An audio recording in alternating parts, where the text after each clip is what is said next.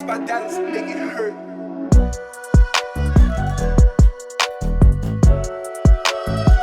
Hello everyone, कैसे हो यार आप लोग। स्वागत है आपका पढ़ ले 11th ह्यूमैनिटीज़ में।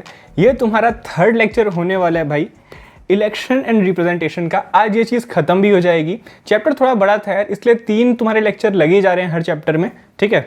चलो बिना किसी देरी के लिए लेक्चर तुम्हारा 3 चालू करते हैं। My name is Shivansh Gupta. पहले मेरे बारे में जान लो। I am currently at SRM university, और बाकी तुम पॉज करके पढ़ सकते हो, ठीक है यार। प्लेटफॉर्म में तुम ये मेक श्योर करो कि तुम यहाँ पे हमको फॉलो कर रहे हो, क्योंकि कोई भी अपडेट आता है भाई साहब तो यहाँ पे ज़रूर आता है, ठीक है। तुम्हारे टेलीग्राम पे तो भाई डाउट सेशन भी चलते हैं, तो कोई भी तुमको डाउट आता है तो तुम यहाँ पे पूछ सकते हो, ठीक है। और भाई तुम्हारे लिए नोट्स जो आ रहे हैं, इतने सुंदर हर चैप्टर के नोट्स जो आ रहे हैं हैंड रिटेन, वो तुम्हारे वेबसाइट में है। तो मेक श्योर कि तुम वेबसाइट में जा रहे हो, नोट्स ले रहे हो। नोट्स में यार तुम्हारे इंपॉर्टेंट क्वेश्चन भी इंक्लूड किए गए हैं, ठीक है। तो तुमको कहीं और भटकने की ज़रूरत नहीं पड़ेगी, तुमको नोट्स में सब चीज़ें मिल रही होंगी, ठीक है। चलो फिर लेक्चर चालू करते हैं। एक चीज़ यार, तुम इसके तरह लेक्चर नहीं देखोगे, तुम इसके तरह देखोगे तो मेक श्योर कि तुम्हारे पास एक पेन है, एक कॉपी है, और तुम इंपॉर्टेंट चीज़ों को नोट कर रहे हो, ठीक है।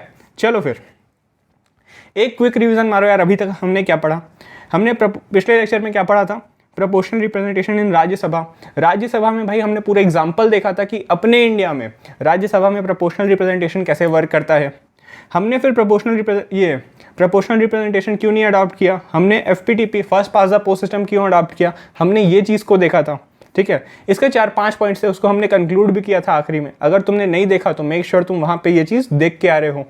उसके बाद हमने देखा था रिजर्वेशन ऑफ सीट्स का रिजर्वेशन क्यों होता है, कैसे होता है, ठीक है। SC के लिए कैसे होता है, ST के लिए कैसे होता है। शुरू में ये 10 साल के लिए ही था, ठीक है। ये हमने ये सब चीज़ें देखी थी। उसके बाद भाई ये जो तुम्हारी सीट को रिजर्व करता है वो डिलिमिटेशन कमीशन करता है, तो ये कैसे काम करता है, हमने इसका पूरा फंक्शन देखा था। फिर भाई साहब हमने आखिरी में एक छोटा सा टॉपिक किया था, फ्री एंड फेयर इलेक्शन, कि तुम इतना सब तुमने प्रोविज़न बना दिया, आखिरी में ये काम कैसे आएंगे। अगर तुम्हारे इलेक्शन फ्री एंड फेयर हो तभी ये सब कुछ काम के हैं, ठीक है। तो इसको हमने बस थोड़ा सा देखा था कि फ्री एंड फेयर इलेक्शन क्या होते हैं, क्यों होते हैं। एक तो बेसिक चीज़ यार, तुमको पता है क्यों होना चाहिए, ठीक है। आज हम इसको थोड़ा और देखेंगे कि फ्री एंड फेयर इलेक्शन क्यों होता है, कैसे होता है। अब ये देखो आ गया, what makes the election in India free and fair. अब हमने देखा कि फ्री एंड फेयर इलेक्शन होना चाहिए। हमारे यहाँ ऑलमोस्ट, मतलब 100% तो कहीं पे भी नहीं होता, लेकिन हमारे यहाँ काफ़ी हद तक जो इलेक्शन है वो काफ़ी फ्री एंड फेयर होते हैं, अगर तुम उसको बाकी कंट्रीज से कंपेयर करो तो, ठीक है। तो ये कौन सी चीज़ें यार जो free and fair election ensure करती हैं? तुम्हारा पहला है universal franchise and right to contest. मैं इस पर दोबारा आ रहा हूँ, वेट करो। और तुम्हारा दूसरा इंडिपेंडेंट इलेक्शन कमीशन, ठीक है। पहला क्या बोल रहा है भाई? यूनिवर्सल फ्रेंचाइज, पहला वर्ड देखो, ठीक है। यूनिवर्सल फ्रेंचाइज मतलब यार सबको वोट करने का अधिकार होना चाहिए, ठीक है। इसको हम थोड़ा और डीप में देखेंगे। और राइट टू कंटेस्ट, भाई तुमको वोट देने का अधिकार है तो तुमको लड़ने का भी अधिकार होना चाहिए। तुम चाहो तो तुम भी नेता बन सकते हो, तुम भी विधायक बन सकते हो, ठीक है। तो उसके लिए तुम्हारे पास राइट टू कंटेस्ट का भी रहता है तुम्हारे पास प्रोविज़न। और भाई इलेक्शन हो रहे हैं तो एक कोई ऐसी बॉडी होनी चाहिए ना जो करवाए। अगर मान लो तुम्हारी रूलिंग गवर्नमेंट जो है, ठीक है, अगर वो इलेक्शन करवाती है तो कैसा होगा? वो इलेक्शन करवाएगी तो बहुत चांसेस है यार कि वही जीते, क्योंकि वो अपने हिसाब से कराएगी। वो हो सकता है माल प्रैक्टिसेस करे, मतलब वो रॉन्ग प्रैक्टिसेस का यूज़ करे इलेक्शन जीतने के लिए। तो एक इंडिपेंडेंट बॉडी होनी चाहिए जो किसी पे निर्भर नहीं है, जो किसी को रिपोर्ट नहीं करती, जो किसी के अंडर नहीं आती। तो ऐसी एक बॉडी है भाई तुम्हारी इंडिपेंडेंट इलेक्शन कमीशन। इसलिए इसको अलग से इंडिपेंडेंट बताया गया है, नाम उसका बस इलेक्शन कमीशन ही है, लेकिन इंडिपेंडेंट में भाई तुम एम्फेसाइज करो इस वर्ड को, ठीक है। क्योंकि ये अगर ये नहीं है, अगर इंडिपेंडेंट नहीं है तो तुम्हारे पूरे इलेक्शन कमीशन का कोई मतलब नहीं होगा, ठीक है। तो भाई पहले इस वर्ड को इसको देखते हैं अपन, universal franchise and right to contest. तुमने यूनिवर्सल अडल्ट फ्रेंचाइज, अगर तुमने शॉर्ट फॉर्म भी जानते हो, UAF, अगर ये देखा हो, नहीं देखा तो कोई बात नहीं, यूनिवर्सल अडल्ट फ्रेंचाइज, ठीक है, यही होता है तुम्हारा। तो इसमें ये होता है यार कि कोई भी अगर एक एज जो अडल्टहुड की एज डिसाइड हुई है, अब हमारे यहाँ 18 है, वैसे अडल्ट तुम्हारा ऑल ओवर यूनिवर्स 18 ही कहलाता है, ठीक है। लेकिन पहले हमारे यहाँ एज कुछ और थी, इसलिए यहाँ पे यूनिवर्सल अडल्ट फ्रेंचाइज नहीं लिखा हुआ है। यूनिवर्सल अडल्ट फ्रेंचाइज का मतलब तुम समझे। इसी तरह यूनिवर्सल फ्रेंचाइज भी है कि एक पर्टिकुलर एज के ऊपर सबको वोटिंग का अधिकार हो, इररिस्पेक्टिव ऑफ कास्ट, जेंडर, ठीक है, इन सब के बेसिस पे तुम डिस्क्रिमिनेट नहीं कर सकते। ये होता है तुम्हारा यूनिवर्सल फ्रेंचाइज, ठीक है। और राइट टू कंटेस्ट मैंने बताया तुमको अभी पिछले स्लाइड में, ठीक है। अब देखो, apart from laying down the method of election, the constitution answer 2 basic question about election. तुम्हारा इतनी सारी मेथड बताने के बाद कॉन्स्टिट्यूशन 2 चीज़ें और बताता है तुम्हारे इलेक्शन को लेके। कॉन्स्टिट्यूशन बहुत चीज़ें बताता है, तुम्हारे इलेक्शन को लेके 2 चीज़ें और बताता है। क्या? कि हु आर द वोटर्स, कि वोटर्स कौन है भाई, मतलब एक एज ग्रुप होगी ना जो वोट कर सकती है, कुछ लोग होंगे जो वोट कर सकते हैं। इसको अपन और डीप में देखेंगे। Who can contest the election, ठीक है, ये 2 चीज़ आएगी। कौन लड़ सकता है, कौन वोटिंग दे सकता है, ठीक है। तो पहला क्वेश्चन देखो, who are the voters? All adult citizens, ठीक है, ये वर्ड को एम्फोसाइज करना, सिटीजन जो बोल रहा है, कोई भी अडल्ट सिटीजन हो, ठीक है, of the country are eligible to vote in the election. मैंने यहाँ पे एम्फोसाइज क्यों करवाया? एक तो अडल्ट, ठीक है, और दूसरा तुम्हारा सिटीजन, मतलब तुम्हारी अमेरिका का कोई बंदा आके यहाँ पे वोटिंग नहीं कर सकता, ये तुम जानते हो, लेकिन ये चीज़ तुमको यहाँ पे लिखना ज़रूरी हो जाता है, ठीक है, कि कोई भी अगर इंडिया का सिटीजन है वो तभी वोटिंग कर सकता है। बहुत बेसिक है, लेकिन तुम ये चीज़ लिखना, ठीक है। और इसी को बोलते हैं यूनिवर्सल अडल्ट फ्रेंचाइज, कि हर अडल्ट वोट कर सके, ये होता है तुम्हारा यूनिवर्सल एडल्ट फ्रेंचाइज।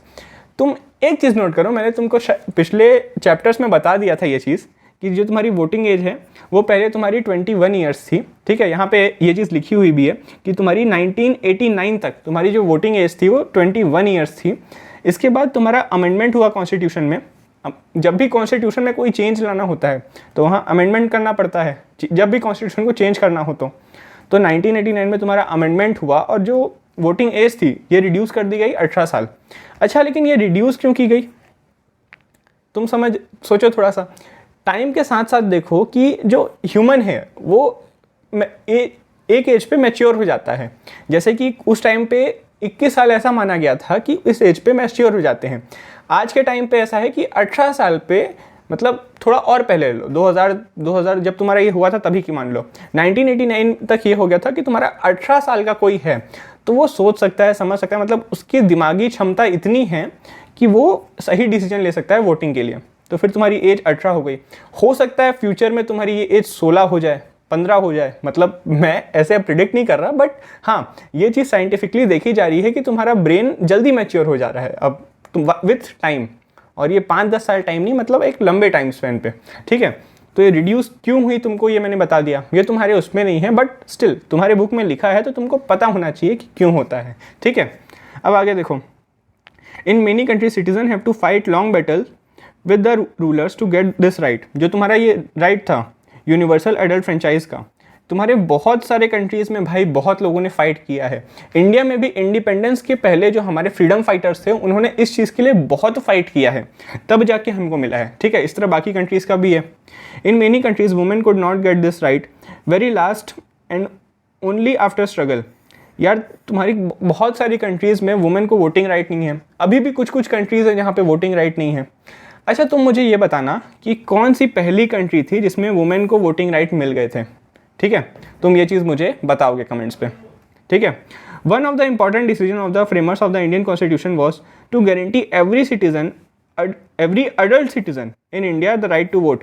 तो हमारे जो बहुत एक इंपॉर्टेंट डिसीजन है ये फ्रेमर्स का कि हर अडल्ट सिटीजन, कोई भी सिटीजन जो अडल्ट है, अडल्ट मतलब वही 18 साल के ऊपर, उसको वोटिंग का अधिकार हो। मतलब जो वुमेन वाला स्ट्रगल है वो अपने इंडिया में फ्रीडम के बाद से नहीं हुआ है, मतलब पहले थोड़ा बहुत था, ठीक है, क्योंकि पहले वुमेन को वोटिंग राइट्स नहीं थे इंडिपेंडेंस के पहले। इंडिपेंडेंस के पहले यार बहुतों को नहीं थे, सिर्फ तुम्हारे जो लैंड ओनर्स थे उस टाइम उनको रहा, कुछ टाइम तक जो रिच लोग थे उनको रहा, बाकी जो पुअर लोग थे, जो इलिटरेट लोग थे, उनको कभी वोटिंग राइट मिला ही नहीं था इंडिपेंडेंस के पहले, ठीक है। तो इसीलिए सबको वो एश्योर करना ये तुम्हारे फ्रेमर्स का शुरू से विजन रहा है, ठीक है, वो ये समझ आया। अब देखो भाई, universal adult franchise promotes the principle of equality and non discrimination, ठीक है। तुम रह रहे हो भाई डेमोक्रेसी में, डेमोक्रेसी मतलब इक्वालिटी, डेमोक्रेसी मतलब नॉन डिस्क्रिमिनेशन। तो जब इलेक्शन होंगे तो तुम उसमें भी ये चीज़ होनी चाहिए। तो जो तुम्हारा यूनिवर्सल एडल्ट फ्रेंचाइज होता है ये एक एज के ऊपर वाले लोगों को सभी को वोटिंग राइट्स देता है, ठीक है। तो सबको इक्वालिटी मिली कि मतलब irrespective of gender, irrespective of caste, irrespective of religion, उनको वोटिंग राइट्स मिला, ठीक है। और कोई डिस्क्रिमिनेट भी नहीं कर सकता इस बेसिस पे कि तुम इस कास्ट के हो इसलिए तुमको नहीं मिलेगा, तुम इस रिलीजन के हो इसलिए तुमको नहीं मिलेगा, तुम ये लैंग्वेज बोलते हो तो नहीं मिलेगा, ठीक है। तो अब इससे ज़्यादा एक्सप्लेन करने की ज़रूरत नहीं है, तुमको समझ आई ये चीज़, ठीक है। अपन आगे बढ़ते हैं। Many peoples thought and many people think today also that giving the right to vote to everyone irrespective of educational qualification was not right। तुम्हारे अभी भी मतलब पहले लोग सोचते थे और अभी भी कुछ लोग का कहना है कि तुमने 18 साल के ऊपर सबको वोटिंग राइट्स दे दिए, लेकिन यार अभी भी ये चीज़ सही नहीं है, क्योंकि बहुत लोग इलिटरेट हैं। वो तुमने देखा होगा ना कि तुम्हारे यहाँ चुनाव हो, मतलब तुमने शायद ना देखा हो लेकिन न्यूज़ में सुना होगा कि जब चुनाव होते हैं तो जो पार्टीज़ होती हैं वो तुम्हारे वो मतलब कि वाइन्स वगैरह बांटती हैं, तुम्हारे पैसे वगैरह बांटती हैं कि मतलब हमारी पार्टी को वोट देना। तो इस टाइप में कौन आता है इस तरह में जो आते हैं, वो किन लोग को बांटते हैं? जो इलिटरेट हों, जो कम पढ़े लिखे हों, ठीक है। तो इसी डर से बहुतों का मानना था यार कि जो तुम्हारा राइट टू वोट है, जो वोटिंग राइट्स है, वो सबको नहीं देने चाहिए थे, ठीक है। मतलब उसके लिए एक एजुकेशनल क्वालिफिकेशन होना चाहिए था, ये बहुतों का मानना था। हालांकि ये भी है, जो हमारे कॉन्स्टिट्यूशन मेकर्स का क्या था ये देखो, but our constitution makers had a firm believe that in the worth of all adult citizens as an equal in the matter of deciding what is good for the society, the country and for their own constituency। ठीक है, यहाँ पे मैं अटक गया थोड़ा सा, तुम पढ़ लेना पूरा, मैं बता रहा हूँ तुमको यहाँ पे क्या लिखा हुआ है।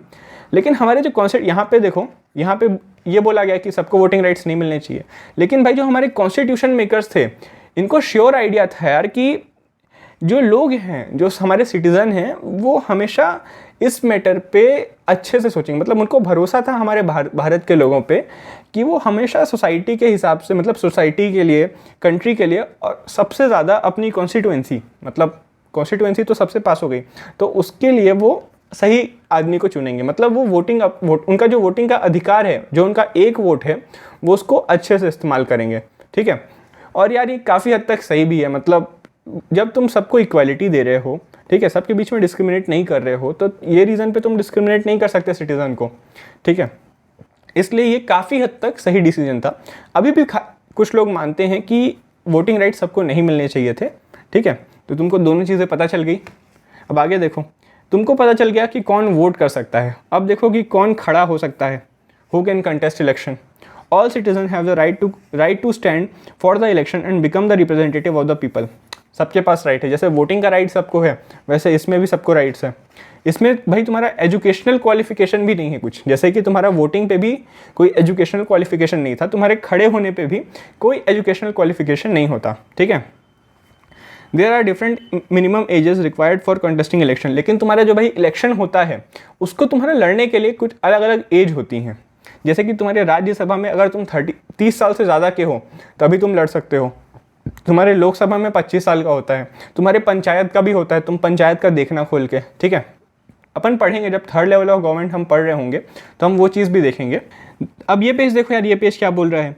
There are some other restriction, for instant there is a legal provision that person who had undergone imprisonment for 2 or more years for some offence is disqualified for contesting election. भाई अगर तुम्हारा कोई 2 साल से ज़्यादा जेल में रहा है किसी ऑफेंस के लिए, ठीक है, तो भाई वो तुम्हारा डिसक्वालीफाइड है इलेक्शन के लिए। ये जस्टिफाइड भी है, ठीक है, कि कोई अगर जेल गया है किसी जुर्म के लिए तो उसको डिसक्वालीफाई कर दो। But there is no restriction of income, education और क्लास और gender on the right to contest election. लेकिन तुम्हारा रिस्ट्रिक्शन इन बेसिस पे नहीं है भाई कि तुम्हारी इनकम कम है या ज़्यादा है तो इस बेसिस पे तुम नहीं खड़े हो सकते। तुम्हारा एजुकेशन क्वालिफिकेशन कैसा है उस बेसिस पे तुम्हारा रिस्ट्रिक्शन नहीं है। क्लास, जेंडर, ठीक है, इन बेसिस पे तुमको कोई नहीं रोक सकता कि तुम इलेक्शन लड़ो या ना लड़ो, ठीक है। आगे देखो, in this sense our system of election is open to all citizen, ठीक है, अंडरस्टैंडेबल। आगे बढ़ जाओ। इंडिपेंडेंट इलेक्शन कमीशन, हमने 2 रीज़न देखे थे, एक यूनिवर्सल ये फ्रेंचाइज तुम्हारा और ये एक इंडिपेंडेंट इलेक्शन कमीशन। पहला समझ गए तुम। दूसरा देखो भाई क्या बोल रहा है। The superintendence direction and control of the preparation of the electoral rolls for and the conduct of all election to parliament, to state legislature of every state and of election of offices of president, vice president held under this constitution shall be vested in the commission। काफ़ी बड़ा था भाई, मैं एक एक करके समझाता हूँ, ठीक है। जो तुम्हारा कोई भी इलेक्शन हो उसका सुपरिंटेंडेंस का वर्क, सबको डायरेक्शन और कंट्रोल करने का वर्क, जो तुम्हारे इलेक्टोरल रूल्स होते हैं कि मतलब जो लिस्ट होती है वोटर्स की, वो उसको प्रिपेयर करने का काम, conduct of for election of parliament के इलेक्शन तुम्हारे, मतलब काम क्या क्या हुआ उसका सुपरिंटेंड करने का, डायरेक्शन देने का, कंट्रोल करने का, प्रिपरेशन करने का, इलेक्टोरल रिफॉर्म बनाने, वो इलेक्टोरल रोल बनाने का, ये मेजर फंक्शन बता दिए तुमको, ठीक है। कहाँ कहाँ के इलेक्शन कराता है ये, तुम्हारे पार्लियामेंट के, तुम्हारे स्टेट लेजिस्लेचर के, ठीक है, प्रेसिडेंट के, वाइस प्रेसिडेंट के, ठीक है। तो ये जो तुम्हारे इलेक्शन होते हैं ये तुम्हारा ये कराता है। तो मैंने तोड़ तोड़ के बताया कि ये क्या बोल रहा था, क्योंकि एक बार में तो समझ आया नहीं होगा तुमको, ठीक है। तो आगे देखो भाई, इलेक्शन कमीशन का ये जो तुम्हारा आर्टिकल 324 था, इसको तो यहाँ पे भी तोड़ा है मैंने। Article 324 of the Indian constitution provides for an independent election commission for the superintendence, direction and control of the electoral roll and the conduct of election in India, ठीक है। ये वही बोल रहा है। अगर तुमको ये पेज नहीं समझ आया ना, तो ये वाला पेज अच्छे से सुनना, तुमको समझ आएगा। Article 324 of Indian constitution provides for independent election commission, तुम्हारा आर्टिकल 324 ही बोलता है कि जो तुम्हारा इलेक्शन कमीशन है वो इंडिपेंडेंट होगा। पहला वर्ड तुमको ये समझ आया, ठीक है। तो उसको काम क्या क्या मिला है भाई, सुपरिंटेंडेंस का, डायरेक्शन देने का, कंट्रोल करने का, किस चीज़ of the electoral reform and the conduct of election, जो तुम्हारे किस चीज़ को कंट्रोल करेगा और डायरेक्शन देगा, जो तुम्हारे इलेक्टोरल रोल हैं, जो लिस्ट होती है वोटिंग की, वोटर्स की, वो होता है तुम्हारा इलेक्टोरल रोल, ठीक है। उसको बनाने का, कंडक्ट करने का, उस पर चेंजेस करने का, और तुम्हारे जो इलेक्शन है उनको कंडक्ट करने का तुमको ड्यूटी जो है वो इलेक्शन कमीशन ऑफ इंडिया को मिला है, ठीक है। ये वाला पार्ट ये बोलता है, these words in the constitution are very important for they give the election commission a decisive role in virtually everything to do with election. ये जो तुम्हारे वर्ड्स लिखे हुए हैं, ठीक है, ये जो तुम्हारा इंडिपेंडेंट हो गया, जो तुम्हारा ये हो गया, ये सब हो गया, तो यार ये तुम्हारे बहुत इंपॉर्टेंट है, क्योंकि ये तुम्हारे इलेक्शन कमीशन को एक तरह से पूरा ज्यूरिसडिक्शन देते हैं। ज्यूरिसडिक्शन मतलब तुम्हारे इलेक्शन में इलेक्शन कमीशन कुछ भी कर सकता है, ऑलमोस्ट एवरीथिंग, ठीक है। तो इसलिए तुम्हारा ये जो वर्ड्स लिखे हैं कॉन्स्टिट्यूशन में वो बहुत ज़रूरी हो जाते हैं। The supreme court has agreed with this interpretation of constitution. जो तुम्हारा ये मैंने मतलब इंटरप्रिटेशन क्या होता है, किसी चीज़ को तुम समझा रहे हो, तो ये जो एक्सप्लेनेशन है कि ये जो तुम्हारा इलेक्शन कमीशन है ये कुछ भी कर सकता है, ऑलमोस्ट एवरीथिंग ये कर सकता है। तो ये चीज़ सुप्रीम कोर्ट ने भी ठहराई है कि हाँ भाई, तुम्हारा इलेक्शन कमीशन कुछ भी कर सकता है तुम्हारे इलेक्शन के टाइम पे, ठीक है। अब कुछ भी में यार तुम अब इलॉजिकल क्वेश्चन मत पूछना, ठीक है। आगे बढ़ते हैं अपन। To assist election commission of India there is a chief electoral officer in every state. तुम्हारा इलेक्शन कमीशन तो तुम्हारा एक सेंट्रल लेवल पे एक इलेक्शन कमीशन होता है, ठीक है, उसमें एक इलेक्शन कमिश्नर, चलो उस पर बाद में आएंगे, ठीक है। तो तुम्हारे सेंट्रल लेवल पे क्या हो गया, इलेक्शन कमीशन। लेकिन स्टेट लेवल पे इनको असिस्ट कौन करेगा, जो तुम्हारे स्टेट लेजिस्लेटिव असेंबली के इलेक्शन होते हैं उसमें। तो उसके लिए भाई तुम्हारा एक चीफ इलेक्टोरल ऑफिसर होता है, इसका एक ऑफिस होता है तुम्हारे स्टेट में, हर स्टेट में एक रहेगा, ठीक है। तो ये कौन है भाई तुम्हारे, ये हैं तुम्हारे सुशील चंद्रा साहब। ये कौन है भाई, ये तुम्हारे 24 इलेक्शन कमिश्नर ऑफ, ये chief election commissioner of India हैं, ठीक है। ये और जो यूपीएससी वगैरह सोच रहे हो भाई, ये भी तुम्हारे एक्स IPS ऑफिसर रहे हैं, ठीक है। ये 1980 के बैच के हैं, तो ये एक तरीके से तुम्हारे लिए इंस्पिरेशन हो सकते हैं। सबके लिए रहते हैं यार ऐसे लोग, ठीक है। अपन आगे बढ़ते हैं। The election commission is not responsible for conduct of local body election. मैंने तुमको बताया स्टेट लेजिस्लेटिव असेंबली के इलेक्शन के लिए होते हैं तुम्हारे ये चीफ इलेक्टोरल ऑफिसर। लेकिन भाई जो तुम्हारे पंचायत के होते हैं, म्यूनसिपैलिटी के इलेक्शन होते हैं, ये तुम्हारा इलेक्शन कमीशन नहीं कराता। इसके लिए अलग से एक बॉडी होती है, इंडिपेंडेंट स्टेट इलेक्शन कमीशन। ये भी तुम्हारा इंडिपेंडेंट रहता है। किससे इंडिपेंडेंट रहता है भाई, जो तुम्हारा इलेक्शन कमीशन है इससे टोटली इंडिपेंडेंट बॉडी रहती है। ये तुम्हारे स्टेट लेवल पे बॉडी रहती है, ठीक है। स्टेट इलेक्शन कमीशन ये कौन से चुनाव कराएगी भाई, पंचायत के तुम्हारे हो गए, म्यूनसिपल कॉर्पोरेशन के हो गए, म्यूनसिपैलिटी के हो गए, नगर पालिका के हो गए, मतलब एक ही चीज़ें हो गई ये सब, ठीक है। तुम देख लो, election commission of India can either be a single member और मल्टी मेंबर बॉडी। अब हम इलेक्शन कमीशन के ही अलग अलग प्रोस्पेक्ट्स देखेंगे, ठीक है। तो उसमें कितने मेंबर होते हैं इलेक्शन कमीशन में, पहले ये देख लो। तो पहले भाई एक सिंगल मेंबर थी, उसके बाद फिर मल्टी मेंबर होगी, फिर देखना फिर सिंगल मेंबर होगी तुम्हारी। तो देखो इस टाइप से पैटर्न कैसे बनेगा। Till 1989 the election commission was a single member body, ठीक है। Just before 1989 general election 2 election commissioner were appointed making the body multi member. तुम्हारे जस्ट 1989 के पहले, 1989 कौन सा साल था भाई, जब तुम्हारी 21 से 18 हुई वोटिंग एज, ठीक है। तो यहाँ पे लोग बढ़ेंगे, काम बढ़ेगा, ठीक है। तो यहाँ पे देखना काम बढ़ गया, इसलिए यहाँ पे और इलेक्शन कमिश्नर रखे। तो इसके बाद तुम देखोगे कि 1989 के इलेक्शन के जस्ट पहले 2 इलेक्शन कमिश्नर और रखे, ठीक है। पहले एक चीफ इलेक्शन कमिश्नर रहते थे, उसके बाद 2 इलेक्शन कमिश्नर और आए, टोटल हो गए 3। इतना मैथ तुमको आता है, ठीक है, इसलिए तुम्हारी मल्टी मेंबर बॉडी बन गई। तुमको ये चीज़ समझ आई। In 1990 the election commission reverted to single member status. 1990 में भाई तुम देखोगे कि फिर से ये सिंगल मेंबर बॉडी बन जाएगी, ठीक है। उसके बाद 1993 में भाई तुम्हारे फिर से 2 इलेक्शन कमिश्नर आएंगे और ये फिर से तुम्हारी मल्टी मेंबर बॉडी बन जाएगी। और उसके बाद से भाई यही तुम्हारा पैटर्न चले आ रहा है, एक तुम्हारा एक चीफ इलेक्शन कमिश्नर और बाकी 2 तुम्हारे इलेक्शन कमिश्नर, ठीक है। तो तुम देखें ये पैटर्न कैसे बना। ये जो डेट्स हैं भाई ये नोट कर लेना, ठीक है, कब हुआ, कब कैसे हुआ। ये 1989 वाला तो याद रहना चाहिए तुमको कि वोटिंग एज 21 से 18 हुई थी, तब ये चीज़ हुई थी, ठीक है। अच्छा, अब तुम देखो कि एक चीफ इलेक्शन कमिश्नर है, ठीक है, ये तुम्हारा चीफ इलेक्शन कमिश्नर हो गया, ये लिखा है, और तुम्हारे 2 इलेक्शन कमिश्नर हैं। तो अगर दोनों के बीच तुम्हारा ओपिनियन में डिफरेंस आया तो कैसे होगा, ठीक है, पॉसिबल है आने का यार। तो इनका अलग डिसीजन हो, इन दोनों का कुछ अलग डिसीजन हो, या इसका एक सिंगल बॉडी का यहाँ पे अलग डिसीजन हो, तो यहाँ पे डिसीजन कैसे होता है, यहाँ पे तुम्हारा मेजॉरिटी से, तीनों के पास तुम्हारे इक्वल पावर होती हैं, जो मेजॉरिटी होती है उसका साइड लिया जाता है, ठीक है। मतलब अगर कोई डिस्कशन है, डिबेट है, उसमें 2 लोग जिस चीज़ के लिए वोट करेंगे वो तुम्हारी हो जाएगी, ठीक है। Who is having more power, यही चीज़ को यहाँ पे एक्सप्लेन किया है। The election commissioner presides over the election commission. जो तुम्हारा चीफ इलेक्शन कमिश्नर होता है वो कोई भी मीटिंग होती है तुम्हारी इलेक्शन कमीशन की तो उसमें प्रिसाइड करता है, मतलब उसमें हेड करता है उस चीज़ को। बट इसका मतलब ये नहीं कि उसके पास ज़्यादा पावर्स होंगी, सबके पास यहाँ पे इक्वल पावर्स होती हैं, ठीक है। The chief election commissioner and other 2 election commissioner have equal powers to take all decision relating to the election as a collective body.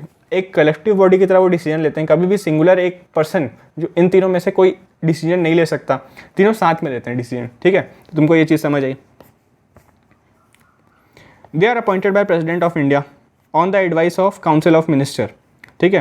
President of India उनको अपॉइंट करता है, किसकी एडवाइस पे, जो तुम्हारे काउंसिल ऑफ मिनिस्टर हो गए, जो तुम्हारे प्रधानमंत्री हो गए, जो इंपॉर्टेंट मिनिस्टर होते हैं जिसको काउंसिल ऑफ मिनिस्टर बोलते हैं, जिसमें होम मिनिस्टर, फाइनेंस मिनिस्टर, ये सब आते हैं। तो इनकी जो तुम्हारी एडवाइस रहती है इस बेसिस पे अपॉइंट करते हैं। प्रेसिडेंट अपने मन से किसी को वो अपॉइंट नहीं कर सकता, ये तुमको पता होना चाहिए, ठीक है। लेकिन यार अब तुम देखो, एक रूलिंग पार्टी अगर अपॉइंट कर रही है इलेक्शन कमिश्नर्स को तुम्हारे, ठीक है, चीफ इलेक्शन कमिश्नर और इसको भी, तो मन में एक सवाल नहीं आएगा कि इलेक्शन कमीशन इंडिपेंडेंट कैसे होगी। यहाँ पे तो हो सकता है जो तुम्हारी काउंसिल ऑफ मिनिस्टर है ऐसे ही पर्सन को लाए जो उनको फेवर करे, ठीक है। तो यही प्रॉब्लम्स थी। ये देखो, it is therefore possible for the ruling party to appoint a partisan person, मतलब जो पार्टी को सपोर्ट करे, किसी एक पर्टिकुलर पार्टी को, उसके लिए वर्ड है, ठीक है।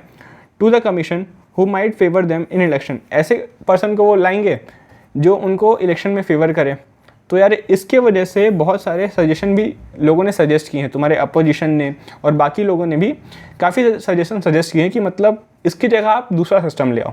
और सजेशन क्या आए हैं भाई, constitution consultation with the leader of opposition and the chief justice of India necessary for the appointment of chief election commissioner and election commissioner। जब भी तुम्हारा अपॉइंटमेंट होगा, ठीक है, तो यहाँ पे सिर्फ किन की एडवाइस थी, काउंसिल ऑफ मिनिस्टर, लेकिन यार यहाँ पे ये बोल रहा है कि तुम इनकी भी एडवाइस लो, जो लीडर ऑफ अपोजिशन है। अब अपोजिशन का लीडर कौन होता है ये तो हम अगले चैप्टर में जानेंगे, ठीक है। जब तुम पार्लियामेंट पढ़ोगे, ये सब पढ़ोगे, तो पार्लियामेंट में जो सबसे बड़ी पार्टी होती है तुम्हारी लीडर पार्टी के बाद, ठीक है, तो वो होती है तुम्हारी अपोजिशन की पार्टी। उसमें भी कुछ होते हैं कि उसको 1/10 ऑफ वोट्स कम से कम मिले होने चाहिए। अब ये 1/10 था कि मतलब मेरे को रेशो याद नहीं है, ठीक है। तो वही है तुम्हारा लीडर ऑफ जो अपोजिशन होता है। अपोजिशन तुमको अगले चैप्टर में पता चलेगा। लीडर ऑफ अपोजिशन जो होता है इसका भी एडवाइस लेना पड़ेगा, और जो चीफ जस्टिस ऑफ इंडिया है, जो सुप्रीम कोर्ट के जो तुम्हारे चीफ जस्टिस होते हैं, उनकी भी एडवाइस लेनी पड़ेगी। लेकिन ये अभी भी सजेशन है भाई, होता यही है, ठीक है, यही वाला प्रोसीजर फॉलो होता है। ये सिर्फ एक सजेशन है मतलब बाकी लोगों के द्वारा। अब देखो भाई तुम्हारा टेन्योर क्या होता है इलेक्शन कमिश्नर का। The constitution ensure the security of tenure to the tenure of the election commission and chief election commissioner. जो तुम्हारा कॉन्स्टिट्यूशन होता है भाई इनको सिक्योरिटी प्रोवाइड करता है। सिक्योरिटी कैसे प्रोवाइड करता है कि इनको कोई निकाल ना पाए। क्यों निकालेगा भाई, पहले ये जान लो।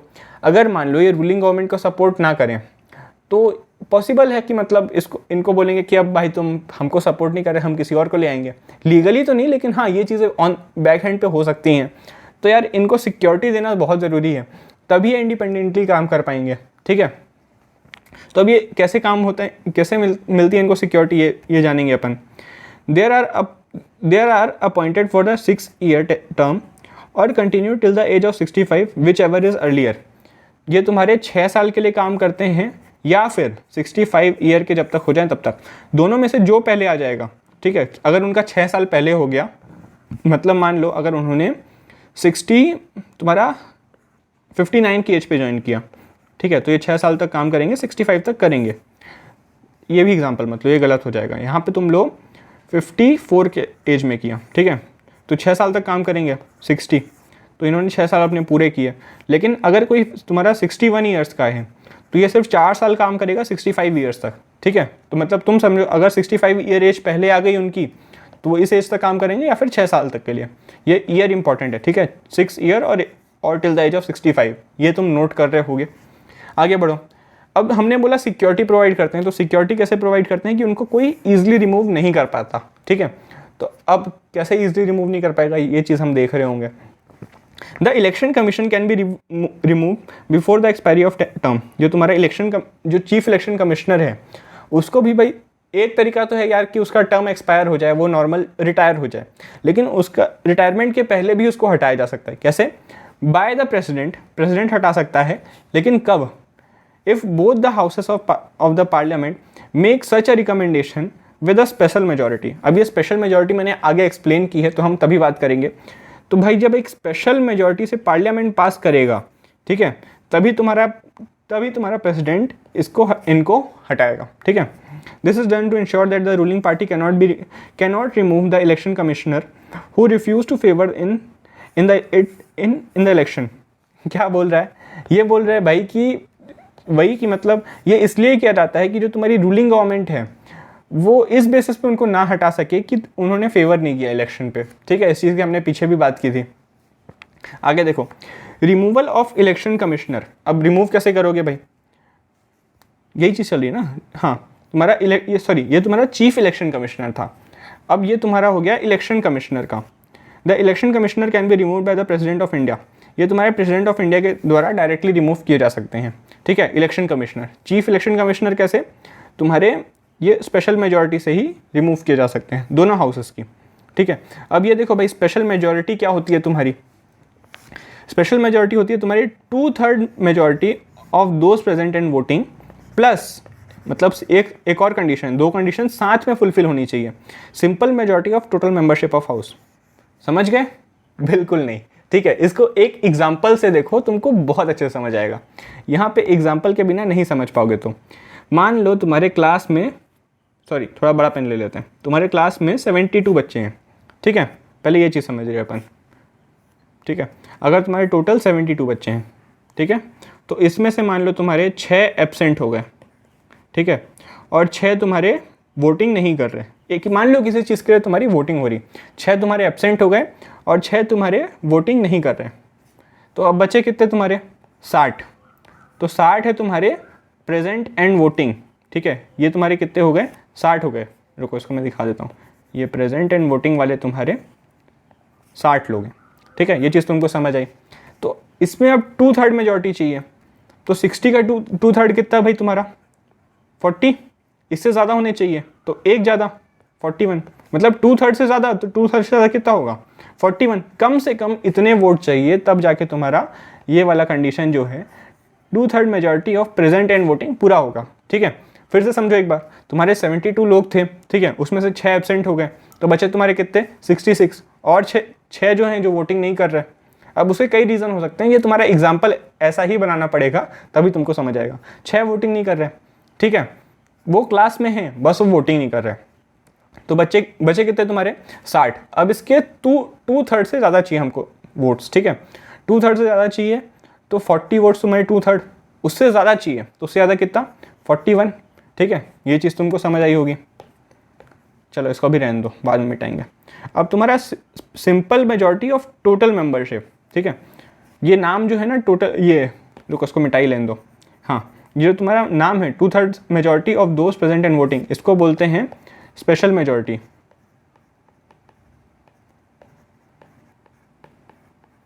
ठीक है, ये चीज़ याद रखना, स्पेशल मेजॉरिटी बोलते हैं। और तुम्हारी simple majority of total membership of house क्या होती है तुम्हारी, इसको वैसे एब्सोल्यूट मेजॉरिटी बोलते हैं। तुम्हारे कोर्स में शायद ये चीज़, ये टर्म है, ये जो तुम्हारी एब्सोल्यूट मेजॉरिटी ये नहीं है, लेकिन simple majority of total membership of house ये चीज़ लिखी है, ठीक है। तो क्या बोल रहे हैं भाई, तुम पढ़ोगे तो समझ आ जाएगा। टोटल मेंबरशिप मतलब टोटल लोग, यहाँ पे कितने लोग हैं 72, है ना, तो इसकी मेजॉरिटी होनी चाहिए। मेजॉरिटी मतलब हाफ से ज़्यादा, तो इसमें कितना होगा 36 से ज़्यादा, 36 से ज़्यादा मतलब 37, ठीक है ना। हाफ से ज़्यादा होंगे तभी तुमको कोई वोट मिलेगा। अगर क्लास में मॉनिटर चुनना होगा तुम इसी बेसिस पे करते होगे, ठीक है। 37 तुम्हारा हो गया, मतलब 37 वोट होने चाहिए, जो तुम्हारे इनमें से जो कंडीशन प्रिवेल करती है, जो बड़ी होती है वो होनी चाहिए, इसलिए हम दोनों को जांचते हैं, ठीक है। तो इतनी गंदगी जो मैंने की है उसको मैं साफ़ कर दूँ, ठीक है, फिर हम आगे बढ़ते हैं। तुमको ये चीज़ समझ आई होगी, ठीक है। अगर नहीं आए तो मेरे को फिर से एक बार कमेंट्स में पूछ लेना। जो जेन्युइन कमेंट्स है, जो डाउट पूछते हैं, मैं उनका जवाब ज़रूर देता हूँ। और यार लाइक करो वीडियो को, हमको बहुत अच्छा लगता है उससे, ठीक है। आगे बढ़ते हैं। फंक्शन ऑफ इलेक्शन कमीशन, हमने देख लिया भाई इलेक्शन कमीशन क्या होता है। जो इलेक्शन कमिश्नर होते हैं वो कौन होते हैं, उनका अपॉइंट कौन करता है, उनका रिमूवल कैसे होता है, उनका टेन्योर कैसा होता है, ठीक है। तो हमने सब देख लिया, लेकिन इलेक्शन कमीशन का मेजर फंक्शन क्या है। आओ भाई इसके मेजर फंक्शन पढ़ते हैं, इसको कुछ पॉइंट्स में पढ़ेंगे, ठीक है। पहला पॉइंट है, it supervise the preparation of up to date voter list. जो तुम्हारी वोटर लिस्ट होती है, इलेक्टोरल रोल जिसको बोलते हैं, ठीक है, उसके प्रिपरेशन में इसका काम रहता है। It makes every effort to ensure that the voters list is free of errors. कैसे errors, non existence of name of registered voter. अगर तुम्हारा कोई वोटर रजिस्टर्ड है और उसका नाम नहीं है तो उस चीज़ को देखना, मतलब उसका नाम डालना। और existence of names of those who are non eligible और नॉन एग्जिस्टेंस। अब अगर कोई ऐसा व्यक्ति है जिसकी डेथ हो गई है, या वो किसी दूसरी कंस्टिट्यूएंसी में शिफ्ट हो गया है, या वो फॉरेन कंट्री में चला गया है, तो उस केस में उसका नाम हटाना, और अगर किसी का नाम नहीं है तो डालना, ये तुम्हारा काम हो जाता है इलेक्शन कमीशन का। ये पहला फंक्शन हमने देखा। आगे देखो, it also determines the timing of election and preparation of election and prepares the election schedule. ये तुम्हारा जो टाइमिंग होता है इलेक्शन का, ये सब डिसाइड करता है। अब इसमें क्या होता है यार, द इलेक्शन शेड्यूल क्या क्या इंक्लूड करता है, तुम्हारा इलेक्शन का नोटिफिकेशन आता है सबसे पहले, date from which nomination can be filled, जो तुम्हारे नॉमिनेशन होते हैं, जो पार्टी जो कंटेस्ट करना चाहते हैं इलेक्शन, उनका nomination, last date of filing nomination, ठीक है, ये तुमको समझ आया। Last date of scrutiny, last date of withdrawal, कि मतलब कि अगर किसी को विड्रॉल करना है, वो लड़ना नहीं चाहता, तो इस डेट के पहले वो विड्रॉ कर ले। डेट ऑफ पोलिंग, किस डेट पे पोलिंग होगी। डेट ऑफ काउंटिंग, किस डेट पे काउंट होंगे। डेट ऑफ ये डिक्लेरेशन ऑफ रिजल्ट। अब देखो यार, during the entire process the election commission has the power to take decision to ensure a free and fair poll. तुम्हारा free and fair पोल हो, इसके लिए इलेक्शन कमीशन तुम्हारा डिसीजन ले सकता है। अब फ्री एंड फेयर कैसे नहीं होंगे यार, अब तुम देखो, अगर किसी कॉन्स्टिट्यूएंसी पे अगर कोई जो तुम्हारा पोलिंग बूथ है वहाँ पे अगर कोई गन लेके आ जाए, ठीक है, और वो बंदूक के नोक पे सबसे अपने मतलब अपने पार्टी के लिए वोट करा ले, या फिर इस टाइप से, तुम समझ रहे हो मैं क्या बोल रहा हूँ, ठीक है। तो इससे बचने के लिए यार तुम्हारा इस टाइप की सिचुएशन, या फिर और मतलब मैंने सिर्फ एक एग्जांपल दिया, इस तरह की बहुत सारी सिचुएशन हो सकती हैं। तो इन सब के लिए जो तुम्हारा इलेक्शन कमीशन है यहाँ पे डिसीजन ले सकता है अपने हिसाब से, ठीक है। अब क्या क्या डिसीजन ले सकता है, इट कैन पोस्टपोन और cancel the election in entire country और स्पेसिफिक स्टेट और अ कॉन्स्टिट्यूएंसी। वो चाहे तो पूरे देश में, या किसी एक पर्टिकुलर स्टेट में, या सिर्फ एक सिंगल कंस्टिट्यूएंसी में, कहीं पे भी वो इलेक्शन कैंसिल करा सकता है, ऑन द ग्राउंड्स कि तुम्हारा जो एटमॉस्फेयर है वो यहाँ पे वैलिड नहीं है तुम्हारा फ्री एंड फेयर इलेक्शन करवाने के लिए, ठीक है। इन बेसिस पे यार वो रिजेक्ट कर सकता है। The commission also implements a model code of conduct for practice for parties and candidates. तुम्हारे पार्टीज और कैंडिडेट्स के लिए भी एक मॉडल कोड ऑफ कंडक्ट वो करता है, इंश्योर करता है। इसको तुम इससे कंपेयर करो, तुमको स्कूल में एक डायरी मिलती है, ठीक है, उसमें कुछ रूल्स लिखे रहते हैं, वैसे यहाँ पे कुछ रूल्स इनके लिए पहले से प्री डिफाइंड होते हैं, ठीक है। वो कौन प्री डिफाइन करता है? तुम्हारा election commission. It can order repoll in a specific constituency. अगर उसको लगता है भाई इलेक्शन कमीशन को कि तुम्हारे किसी एक कॉन्स्टिट्यूएंसी में तुम्हारे इलेक्शन मतलब प्रॉपर नहीं हुए हैं, तुम्हारे जो फ्री एंड फेयर वे पे नहीं हुए हैं, तो उस जगह पे यार वो फिर से रीपोल करवा सकता है, ठीक है। It can also order a recount of votes when it feels that the counting process had not been fully fair and just. अगर तुम्हारी जो काउंटिंग होती है वोट्स की, ठीक है, पहले तुम्हारे बैलेट को गिनते थे जो तुम्हारे पेपर होते हैं, अब तुम्हारी जो ईवीएम होती है उससे ऑटोमेटिकली काउंट हो जाते हैं, लेकिन उसमें भी कुछ फॉल्ट्स होते हैं, ठीक है। तुम न्यूज़ वगैरह में सुने होगे कि ईवीएम का घोटाला हुआ इस टाइप से। तो इसीलिए जो तुम्हारा इलेक्शन कमीशन है वो फिर से तुम्हारी इलेक्शन जो तुम्हारे वोट्स हो चुके हैं उसकी काउंटिंग जो है दोबारा करवा सकता है। यहाँ पे तुम्हारा पोल पूरा दोबारा करवा रहा है, यहाँ पे सिर्फ तुम्हारी काउंटिंग को फिर से करवा रहा है, ठीक है।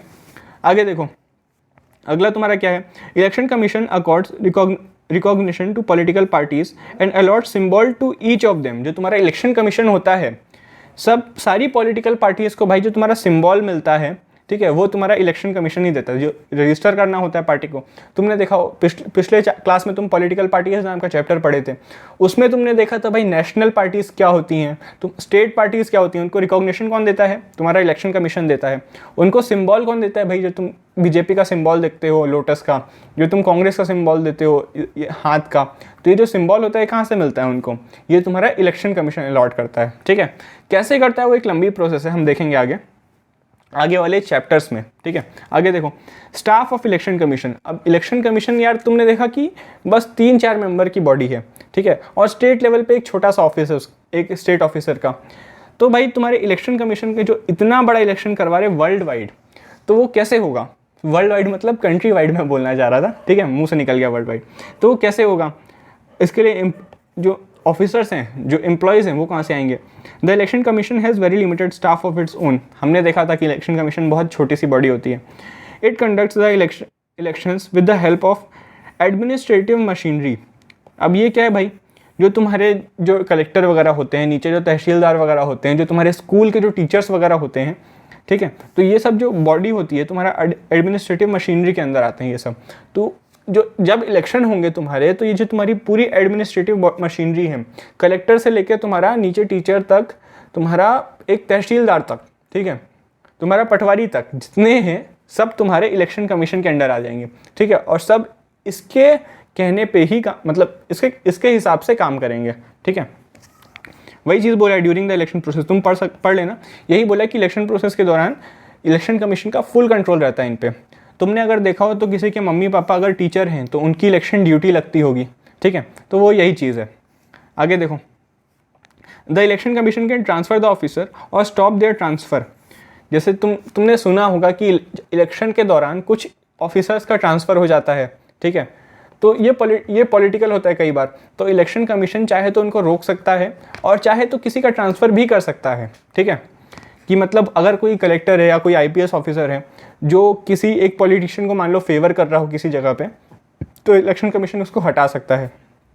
और अगर कोई नहीं कर रहा हो, इसलिए पॉलिटिशियन उसको ज़बरदस्ती ट्रांसफ़र करा रहा हो, तो वो चीज़ इलेक्शन कमीशन रोक भी सकता है, ठीक है। ये चीज़ समझ आई होगी। It can take action against them for failing to act in a non partisan manner. वो यार उन पे मुकदमा भी चला सकता है, उन पे एक्शन ले सकता है उनके अगेंस्ट कि तुमने किसी पार्टी को सपोर्ट किया, ठीक है। Failing to act in a non partisan manner मतलब तुमने निष्पक्ष रहने, मतलब अगर मैं एग्जैक्ट हिंदी बोलूँ तो वो निष्पक्ष रहने में फेल हुए हैं, ठीक है।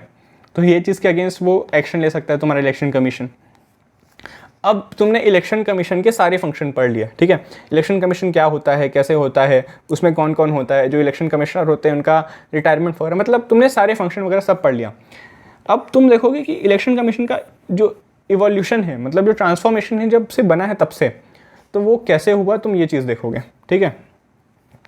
Over the years the election commission of India has emerge as an independent authority which has asserted its powers to ensure fairness in election process। जो हमारे यहाँ इलेक्शन कमीशन है भाई, उसके ऊपर लोगों का बहुत भरोसा है, ठीक है। तो ये शुरू से तो नहीं था, ये विथ टाइम जो तुम्हारा इलेक्शन कमीशन है ये उभर के आया एक एज अ इंडिपेंडेंट बॉडी। तो उभर के कैसे आया? क्या हमने इसके कॉन्स्टिट्यूशन प्रोविज़न में चेंज कर दिया? क्या इसको और ज़्यादा पावर्स दे दी? लेकिन ऐसा कुछ नहीं हुआ है, ठीक है। पढ़ो इन सब, आगे पढ़ो तुमको समझ आएगा। It has acted in an impartial and unbiased manner in order to protect the sanctity of election process. जो तुम्हारा इलेक्शन प्रोसेस जो रहता है वो तुम्हारा प्रॉपर हो, एक इम्पार्शियल वे में हो, ठीक है, जस्टिफाइड इलेक्शन हो। इसके लिए तुम्हारा इलेक्शन कमीशन ने काफ़ी अच्छे से काम किया है। हाँ, the record of election commission also shows that every improvement in the functioning of the institution does not require a legal or constitutional change। तुम्हारा इलेक्शन कमीशन का रिकॉर्ड दिखाता है यार कि अगर तुम्हारा कोई एक बॉडी है कॉन्स्टिट्यूशन में, तो ज़रूरी नहीं है कि उस चीज़ को, मतलब अगर वो बेटर काम करे तो उसके लिए तुम कॉन्स्टिट्यूशन में ही चेंज लाओ। उसकी जो इंटरनल मशीनरी है, जो उसकी खुद की पावर्स हैं, अगर वो उसको अच्छे से यूज़ करे, उसको प्रॉपर यूटिलाइज करे, तो वो अच्छे से काम कर सकता है। यार हमारे कॉन्स्टिट्यूशन में हर चीज़ को इतना डिटेल में बताया है ना कि अगर सारी फंक्शन सारे जो प्रोविज़न लिखे हुए हैं अगर प्रॉपर फॉलो करें तो सब जो हम एक आइडियल सोसाइटी इमेजिन करते हैं वो एक रियलिटी बन सकती है, ठीक है। लेकिन ये होता नहीं है। इलेक्शन कमीशन ने यार इस चीज़ को काफ़ी हद तक इम्प्लीमेंट किया है, हम ये देख रहे हैं। तो मैंने एक्सप्लेन कर दिया, यही चीज़ लिखी थी मैंने, ठीक है। It has widely agreed that the election commission is now more independent and assertive now than it was 20 years ago. जो तुम्हारा इलेक्शन कमीशन था 20 साल पहले, उससे ज़्यादा इंडिपेंडेंट है अभी। लेकिन मैंने बोला कि वो प्रोविज़न में चेंज नहीं आए हैं। तो फिर क्या हुआ है भाई, ये देखो। It is not because the powers and constitutional protection of election commission has increase. ये इसलिए नहीं हुआ भाई कि तुम्हारे जो पावर्स हैं या फिर जो तुम्हारे कॉन्स्टिट्यूशनल प्रोटेक्शन है ये इलेक्शन कमीशन का कुछ बढ़ाया है या कम किया है। ऐसा कुछ भी नहीं किया है, ठीक है।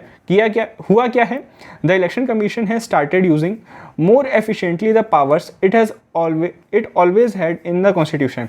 उसके पास जो भाई शुरू से पावर्स थी कॉन्स्टिट्यूशन में लिखी हुई, उसको ये मोर एफिशिएंटली, इन अ मोर बेटर वे उसको यूज़ करने लगा है, ठीक है। तो तुम देखोगे कि इलेक्शन कमीशन अपनी पावर को मोर एफिशिएंटली यूज़ करेगा, इसीलिए तुम्हारा इलेक्शन कमीशन पे अभी भी लोगों का भरोसा बना हुआ है, ठीक है। Challenges and achievement of election commission हमने सब देख लिया। भाई चैलेंजेस देख लो, कुछ अचीवमेंट भी हैं वो भी देख लो। सिंस 1951-52 से लेके तुम अभी तक देख लो, 17th लोकसभा इलेक्शन तक अभी तक हुए हैं। और ये तुम्हारा किसने करवाया है? इलेक्शन कमीशन ने करवाया है, ठीक है। तो भाई तुम्हारे 17 लोकसभा इलेक्शन करवा चुका है। तुम्हारा ये एक अचीवमेंट है इलेक्शन कमीशन का कि एक सिंगल बॉडी ने इतने साल तक तुम्हारा एक काफ़ी अच्छे तरीके से इलेक्शन करवाया है। ये तुम्हारा एक अचीवमेंट हो गया। Holding election in military affected areas like Assam, Punjab, Jammu and Kashmir, ये तुम्हारा एक तरीके से एक चैलेंज भी रहा है कि जो मिलिट्री वाले एरिया हैं भाई, जो मिलिटेंसी एरिया मतलब जो तुम्हारे बॉर्डर वाले एरिया हैं जहाँ पे जो तुम्हारी मिलिट्री है वो एक्टिव रहती है, जैसे तुम्हारा जम्मू कश्मीर हो गया, तुम्हारा पंजाब हो गया, आसाम हो गया, ठीक है। तो यार यहाँ पे इलेक्शन कराना अपने आप में एक चुनौती है कि मान लो अगर उस टाइम अटैक हो गया तो क्या होगा। तो इन सब चीज़ों का ध्यान देना। मैंने सिर्फ एक एग्जाम्पल लिया। तो यार ये एक चैलेंज भी है और एक अचीवमेंट भी है कि वो इन जगह पे एकदम फेयरली, एकदम मतलब एग्जैक्ट तो नहीं लेकिन हाँ काफ़ी हद तक उसने फेयरली इलेक्शन करवाया है। तुम यार अभी एक न्यूटन मूवी आई थी तुम्हारी राजकुमार राव की, उसको देखना, उसमें ये चीज़ एकदम अच्छे से समझाई है, ठीक है, कि नक्सली इलाके में जाके वो इलेक्शन कैसे होल्ड करवाते हैं, ठीक है। तुम देखना अगर फ्री टाइम हो तो। अब आगे देखो यार, face the difficult situation of having postpone the election process midway in 1991, मतलब इलेक्शन हो रहे थे और बीच में रोक दिया। When the ex-Prime Minister Rajiv Gandhi was assassinated during the campaigning, तुम्हारे 1991 में यार राजीव गांधी का असैसिनेशन हो गया था। अगर तुम पढ़े हो, ये तुम 9th में पढ़े हो, तुम्हारा LTT एक ऑर्गेनाइजेशन होता था, ठीक है, श्रीलंका का, ठीक है। तो उसने तुम्हारा असैसिनेशन करवाया था राजीव गांधी का। अब ये बहुत लंबी कहानी है, मैं नहीं घुस रहा हूँ। तो तुम देखो कि एक बहुत बड़े लीडर जो प्राइम मिनिस्टर रह चुके हैं, मतलब प्राइम मिनिस्टर की कुर्सी पे ही बैठे थे, ठीक है, उसके बाद तुम्हारे जस्ट हटे थे, तो उसके बाद तुम्हारी दूसरी गवर्नमेंट आ गई थी, वो चीज़ पे मत घुसो। लेकिन तुम्हारे प्राइम मिनिस्टर थे पहले, तो उनका असैसिनेशन हो गया। इतनी बड़ी तुम्हारी जो हस्ती है उसका असैसिनेशन हुआ, तो उसमें एक चैलेंज आया यार कि उनको कैंपेनिंग, वो तुम्हारा इलेक्शन वगैरह को पोस्टपोन करना पड़ा। और क्या चैलेंज आया, तुम्हारे जो गुजरात राइट्स हुए थे, In 2002, Election Commission faced another critical situation when the Gujarat Assembly was dissolved and election had to be conducted. तुम्हारे 2002 में जब गुजरात की असेंबली डिसॉल्व हुई थी और यहाँ पे फिर से इलेक्शन हुए थे, यहाँ पे इस टाइम पे तुम्हारे गुजरात में रॉयट्स हुए थे, ठीक है। तो यार उस टाइम में तुम्हारे इलेक्शन कमीशन के लिए एक और चैलेंज था, और इलेक्शन कमीशन ने इन सब को इतना अच्छे से किया, इन सब चीज़ों को, ये वाला हो गया तुम्हारा चैलेंज, यहाँ पे जो तुम्हारा चैलेंज हो गया, तो इसीलिए यार तुम्हारा इलेक्शन कमीशन एक तरीके से इतना सक्सेसफुल बॉडी है, ठीक है। अब तुम देख लो भाई इलेक्टोरल रिफॉर्म्स, ये तुम्हारा आज का आखिरी चैप्टर है। अब इलेक्टोरल रिफॉर्म्स क्या होते हैं भाई? रिफॉर्म्स मतलब क्या होता है? किसी भी चीज़ में चेंजेस लाना, ठीक है, पॉजिटिव चेंजेस लाना जो टाइम के साथ साथ। अब इलेक्टोरल रिफॉर्म्स मतलब भाई जो तुम्हारा इलेक्शन का सिस्टम है, परफेक्ट तो हो नहीं सकता यार, कोई भी इलेक्शन हो, ठीक है, और हम हमेशा गलती करते हैं फिर सीखते हैं, गलती करते हैं फिर सीखते हैं, ट्राई एंड एरर, ठीक है। तो हमने जब ट्राई एरर से सीखा, हमने जो 17 लोकसभा इलेक्शन करवाए हैं, ठीक है, तो इसमें हमको उसके फ्लॉज जो हैं, मतलब उसमें जो कमियां हैं वो पता चली होंगी। तो उन सबको चेंज करने के लिए कुछ हम रिफॉर्म्स मतलब सजेस्ट करते हैं, वो होते हैं तुम्हारे इलेक्टोरल रिफॉर्म्स। ज़रूरी नहीं है कि जो सारे इलेक्टोरल रिफॉर्म्स हैं उनको इम्प्लीमेंट किया जाए, कुछ को किया जाता है, कुछ को नहीं किया जाता है। जिससे तुम्हारी वोटिंग एज 21 से 18 की गई, ये तुम्हारा एक रिफॉर्म हो गया, ठीक है। अब अगला पॉइंट यार, why do we need electoral reforms? मैंने बता दिया है, लेकिन तुम इसमें जो पॉइंट्स है वो भी पढ़ लो। No system of election can ever be perfect, ठीक है, मैंने बता दिया।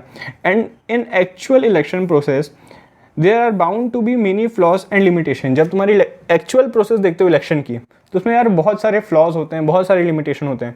जैसे कि तुमने वोटिंग राइट्स तो दे दिया सबको, ठीक है, लेकिन पता ही नहीं है वोटिंग हो रही है लोगों को। जैसे तुम्हारे वोटिंग का परसेंटेज है, कई बार तुम देखे होगे, कभी 69 होता है, कभी 50 होता है, कई बार तो 29 तक, मतलब इस टाइप के नंबर्स पे भी गिरा है।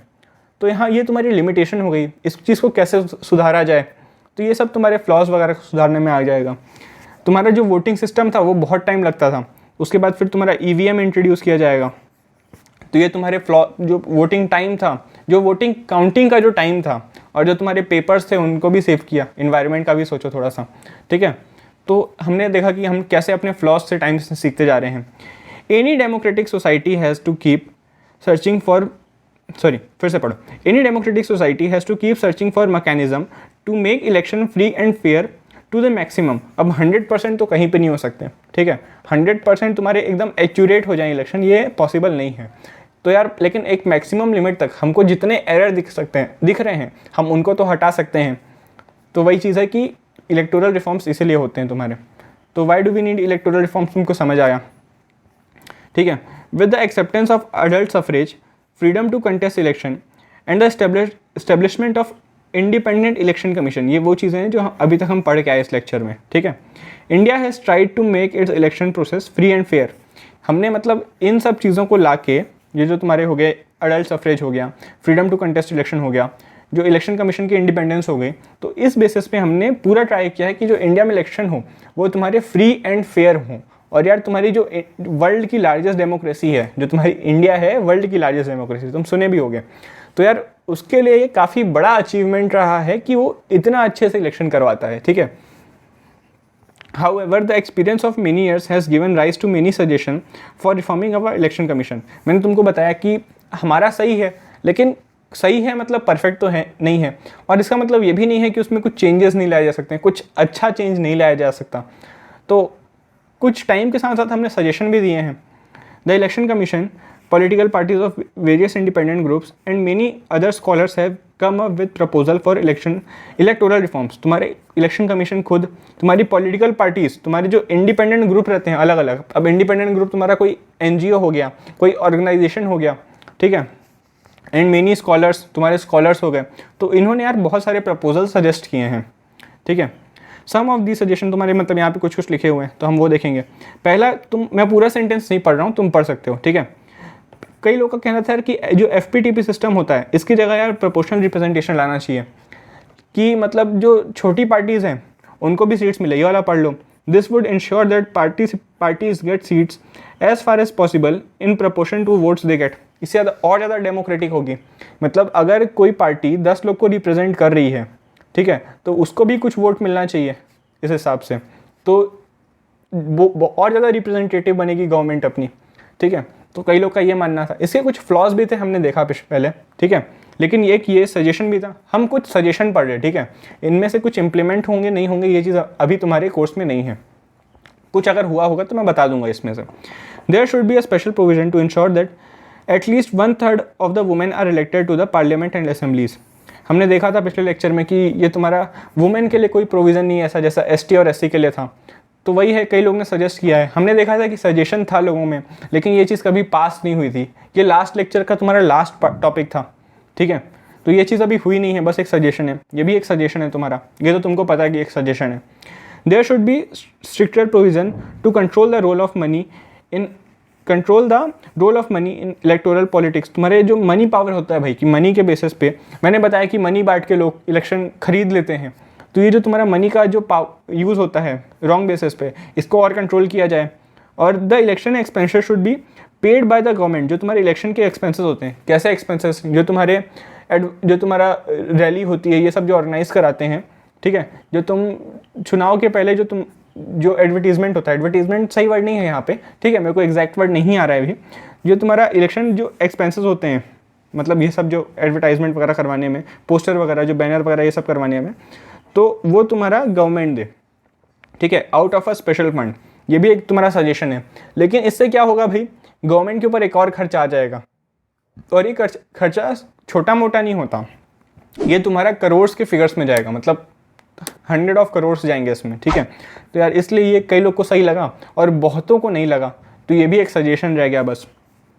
और क्या है, candidate with any criminal case should be board from contesting election. अगर क्रिमिनल केस है किसी के ऊपर, तो उसको इलेक्शन नहीं लड़ना देना चाहिए। अगर उनका केस पेंडिंग है तो भी, मतलब अगर वो क्रिमिनल घोषित कर दिए गए हैं, जेल में हैं, तब तो वो नहीं लड़ेंगे, अगर 2 साल वाला हमने पीछे प्रोविज़न देखा था। लेकिन अगर उनका केस पेंडिंग है तो भी उनको नहीं लड़ना देना चाहिए। लेकिन ये भी सजेशन है, ये तुम्हारा अप्लाई नहीं हुआ है। इसमें कुछ फॉल्ट भी हैं कि यार अगर किसी के ऊपर फॉल्स चार्ज लगा दिया, मान लो कोई रूलिंग पार्टी है, ठीक है, उसके सामने अगर किसी कंस्टिट्यूएंसी में उसके सामने एक स्ट्रॉन्ग कैंडिडेट है, तो उसके खिलाफ वो लगा दे, तुम्हारा एक केस लगा दे, और काफ़ी टाइम तक अगर वो पेंडिंग रह गया तो वो लड़ नहीं पाएगा। तो इसका ये फ्लॉज भी था। ये मेरा प्रोस्पेक्टिव है, मैंने बता दिया, ठीक है। There should be complete ban on the use of caste and religious appeal in the campaign. जो तुम्हारा जो कास्ट के बेसिस पे, इन बेसिस पे जो तुम्हारा जो कैंपेन होते हैं, ठीक है, यहाँ पे जो मैं एडवर्टाइजमेंट वर्ड यूज़ कर रहा था वो तुम्हारा कैंपेन था, इलेक्शन कैंपेन, मुझे याद नहीं आ रहा था उस टाइम। जो तुम्हारा वही है, जो तुम्हारी इलेक्शन कैंपेन होती है वो कास्ट बेसिस पे ना हो भाई, किसी रिलीजन के बेसिस पे ना हो जैसे अभी होती है। तो ये चीज़ भी तुम्हारा बस एक सजेशन रह गया। There should be a law to regulate functioning of the political parties and to ensure that they function in transparent and democratic manner. तुम्हारी जो पॉलिटिकल पार्टी हैं उनके अंदर भी तुम्हारा एक प्रॉपर एक डेमोक्रेटिक सिस्टम होना चाहिए। ये भी तुम्हारा एक सजेशन ही है। तो ये वही है यार, ये तुम्हारे कुछ सजेशन है, but there is no agreement about this suggestion. इन सजेशन पे यार कोई एग्रीमेंट नहीं हुआ है पार्लियामेंट पे, तो बस ये एक सजेशन ही रह गए हैं, ठीक है। कुछ फ्लॉज भी थे इनमें, मैंने बताया तुमको। Even if there was a consensus, there are limit to what laws and formal provision can do। यार तुम कितने भी लॉज बना लो, लेकिन उसकी भी एक लिमिट होगी ना।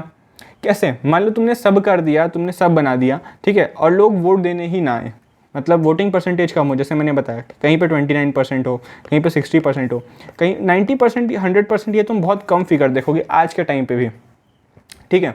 तो यार इस चीज़ को हटाने के लिए इस चीज़ को हटाने के लिए लोगों को खुद सामने आना पड़ेगा। ये चीज़ हम देखेंगे। Apart from legal reforms, there are 2 other ways to ensure that election reflects the expansion and democratic aspiration of the people, ठीक है, एक्सपेक्टेशन, सॉरी। तो ये क्या वेज हैं भाई, 2 तरीके तुम्हारे। पीपल्स पार्टिसिपेशन, तुम्हारे पीपल पार्टिसिपेट करें, इस चीज़ को हम थोड़ा और समझेंगे, वेट करो। और तुम्हारा रिफॉर्म्स विद इन, तुम्हारा जो डेमोक्रेटिक सिस्टम है, जो तुम्हारा गवर्नमेंट का सिस्टम है, उसके अंदर रिफॉर्म हो। ये चीज़ कैसे होगी, देखो तुम पहले पीपल्स पार्टिसिपेशन देखो।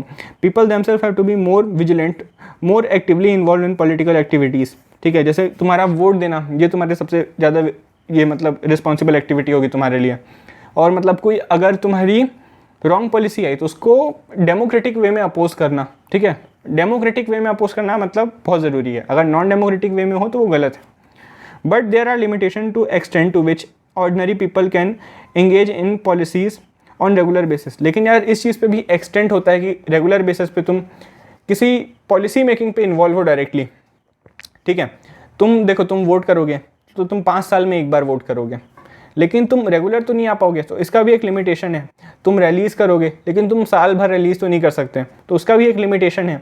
तो उसका अगला सोल्यूशन आता है यार कि जो तुम्हारा जो इलेक्शन का जो प्रोसेस है, जो लोग हैं जो इलेक्शन कमीशन के अंदर काम कर रहे हैं, जो इलेक्शन करवा रहे हैं, जैसे तुम्हारा एडमिनिस्ट्रेटिव जो तुम्हारा ग्रुप हो गया, जो तुम्हारा स्टाफ हो गया इलेक्शन कमीशन का, यही इतना अच्छे से वर्क करे यार, ये खुद में इतना रिस्पॉन्सिबल बने, तो जो इलेक्शन है वो और अच्छे से होंगे। It is necessary that various political institution and voluntary organization are developed and are active in functioning as a watchdog for ensuring free and fair election। तुम्हारी ये जो इंस्टीट्यूशन है वो खुद बने, खुद ये रिस्पॉन्सिबिलिटी ले और एक एज अ वॉच डॉग, मतलब कि निगरानी रखने का मतलब काम करें तुम्हारे इलेक्शन फ्री एंड फेयर हो इस चीज़ के लिए, ठीक है। तो एज अ वॉच डॉग काम करेंगे ये देखने के लिए कि तुम्हारे इलेक्शन फ्री एंड फेयर हो ना हो। इसलिए तुम्हारे रिफॉर्म्स विद इन, मतलब तुम्हारे जो ऑर्गेनाइजेशन है, पॉलिटिकल इंस्टीट्यूशन है, जो तुम्हारे अलग से ऑर्गेनाइजेशन है, ये जो इंस्टीट्यूशन है ये अपने अंदर अपने सिस्टम में रिफॉर्म करे, ठीक है। तो भाई यहाँ पे होता है तुम्हारा चैप्टर ख़त्म। आई होप तुमको समझ आया होगा। कहीं पे डाउट है तो पूछो। अपन एक जल्दी से क्विक रिवीजन करेंगे पूरे चैप्टर का, ठीक है। आज बस इस लेक्चर का नहीं, पूरे चैप्टर का। पहले हमने इलेक्शन प्रोसेसेस देखी भाई। तुम्हारा first pass the post system क्या होता है, प्रोपोर्शनल रिप्रेजेंटेशन क्या होता है। फर्स्ट पास द पोस्ट में जिसको सबसे ज़्यादा वोट मिलते हैं उसका हो जाता है। प्रोपोर्शनल रिप्रेजेंटेशन में जितने % वोट मिले उतने % सीट मिलती है। इसका हमने एग्जांपल देखा था इजराइल, नीदरलैंड, ठीक है। इसको मैप में भी हमने लोकेट किया था, वो मैप की लोकेशन याद रखना, तुम्हारे एग्जाम में आ सकता है। फिर हमने देखा था first pass the post system in India, India में क्यों है भाई ये और किस तरीके से इंप्लीमेंट होता है, ठीक है। फिर हमने देखा था भाई रिजर्वेशन ऑफ कॉन्स्टिट्यूएंसीज, रिजर्वेशन होता है तुम्हारा एसटी के लिए, एसटी के लिए, और वुमेन के लिए नहीं होता, यहाँ पे ये भी देखा था। फिर हमने डिलिमिटेशन कमीशन देखा था जो ये रिजर्वेशन कराती थी। उसके बाद भाई फ्री एंड फेयर इलेक्शन हमने थोड़ा सा देखा था कि इलेक्शन फ्री एंड फेयर होना बहुत ज़रूरी है। ग्राउंड में रियलिटी क्या है, तुम्हारे इतने सारे जो तुमने लॉज बना लिए, इनकी रियलिटी तभी समझ आती है जब तुम्हारी इलेक्शन फ्री एंड फेयर कितने %, मतलब कितने ज़्यादा फ्री एंड फेयर इलेक्शन हुए इसको देख के। इसके बाद हमने देखा था यार यूनिवर्सल अडल्ट फ्रेंचाइज, मतलब एक एज के बाद वोटिंग राइट्स मिलना। यहाँ पे 18 साल के ऊपर है अभी, ठीक है। उसके बाद हमने देखा था इलेक्शन कमीशन। हमने इलेक्शन कमीशन का पूरा देखा भाई कि इलेक्शन कमीशन क्या होता है, इंडिपेंडेंट बॉडी है, उसके अंदर कौन कौन रहता है, मल्टी मेंबर बॉडी है। फिर इलेक्शन कमिश्नर जो हैं उनका मतलब कि टेन्योर क्या होता है, उनको रिमूव कैसे कर सकते हैं, उनकी जो टर्म की है वो सिक्योरिटी हम कैसे देते हैं, ठीक है। फिर यहीं पे हमने एक स्पेशल मेजॉरिटी करके भी पढ़ा था, तुम अभी याद हो तुमको इसी लेक्चर में। फिर यार हमने आखिरी में देखा इलेक्टोरल रिफॉर्म्स कि तुम्हारे जो इलेक्शन है उसमें रिफॉर्म्स क्या क्या हो सकते हैं। इलेक्शन कमीशन को हमने बहुत डीप में देखा था, ठीक है, कि मतलब इसके बाद फिर आखिरी में हमने ये भी देखा था कि इसकी अचीवमेंट क्या है, इसके सामने चैलेंजेस क्या हैं। और आखिरी में हमने देखा कि तुम्हारे इलेक्टोरल रिफॉर्म्स के बाद भी कुछ चीज़ें लोगों को करनी पड़ती है, जैसे पीपल पार्टिसिपेशन देखा था। फिर जो तुम्हारे जो ऑर्गेनाइजेशन है, गवर्नमेंट इंस्टीट्यूशन है, इन्हीं के अंदर रिफॉर्म होना चाहिए, तो हमने ये चीज़ देखा। तो बस यार यहाँ अगर तुमको ये सब चीज़ें समझ आ गई तो तुम पूरा इलेक्शन का प्रोसेस समझ गए। 100% तो नहीं, बट हाँ तुम काफ़ी हद तक इलेक्शन का प्रोसेस समझ गए, ठीक है। तो बस यार इतना आज के लेक्चर के लिए इतना ही। तुमको आज या फिर अगले दिन 1-2 दिन के अंदर यार नोट्स मिल जाएंगे, ठीक है। अभी नोट्स लिखने के लिए यार बहुत कम लोग हैं, तो इसलिए थोड़ा टाइम लग सकता है उस पर, तो उस चीज़ के लिए कंप्लेन मत करना, तुमको कुछ दिन में ही नोट्स देखने को मिल जाएंगे। तब तक के लिए यार पढ़ते रहो, मेहनत करो और बाय।